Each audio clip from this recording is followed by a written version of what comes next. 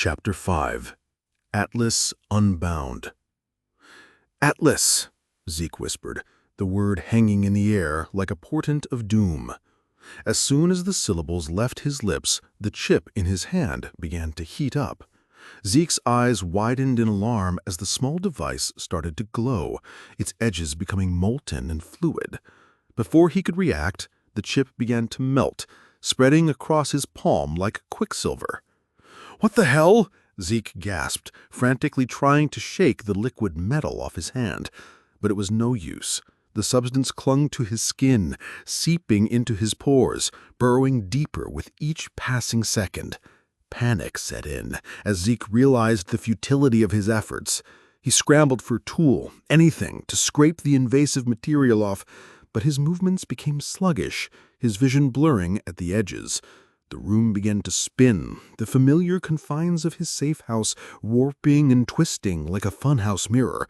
"No, no, no," Zeke muttered, his voice sounding distant and unfamiliar to his own ears. He stumbled, catching himself on the edge of the workbench. The cool metal beneath his fingers felt like an anchor to reality, but even that sensation was fading fast. As the last of the chip disappeared into his flesh, Zeke felt a wave of dizziness wash over him. The ground seemed to tilt beneath his feet, and he found himself falling, unable to stop his descent. The hard floor rushed up to meet him, but before impact, darkness claimed him, plunging Zeke into a realm beyond consciousness. In the depths of his fevered mind, Zeke floated in a void of endless black.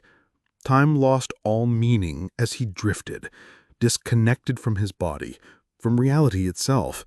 Then, slowly, pinpricks of light began to appear in the darkness, coalescing into recognizable shapes and forms. Zeke found himself suspended in a viscous liquid, his vision distorted by the curved glass of a birthing pod. The sterile white walls of a laboratory materialized around him, populated with figures in crisp white coats moving with purposeful efficiency. Scientists, researchers, the very people who had brought him into this world not as a child born of human parents, but as a product engineered for a specific purpose. As Zeke watched, unable to move or speak, one of the scientists approached his pod. The figure's features were blurred, as if viewed through frosted glass, but Zeke could make out the clinical interest in their eyes as they studied him. "Subject ZK2719 is developing at an accelerated rate. Cognitive functions are off the charts. Motor skills are advancing beyond our projections." Another scientist joined the first, a datapad in hand.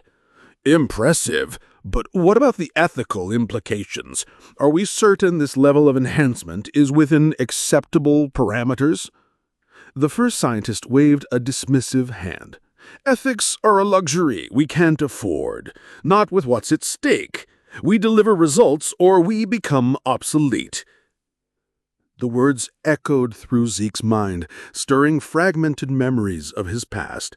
But before he could focus on the connection, the scene before him began to shift and warp. The scientists' voices faded, replaced by a mechanical hum that grew in intensity. Zeke felt a sudden lurch, as if the pod containing him was being moved.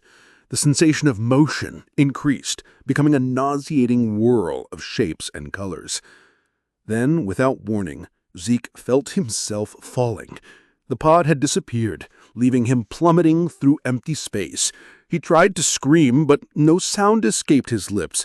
Just as panic threatened to overwhelm him, he hit the surface of what felt like water. The impact should have been devastating, but instead, Zeke found himself gently submerged in a vast, dark sea. The liquid surrounding him was thicker than water, more akin to oil in its consistency.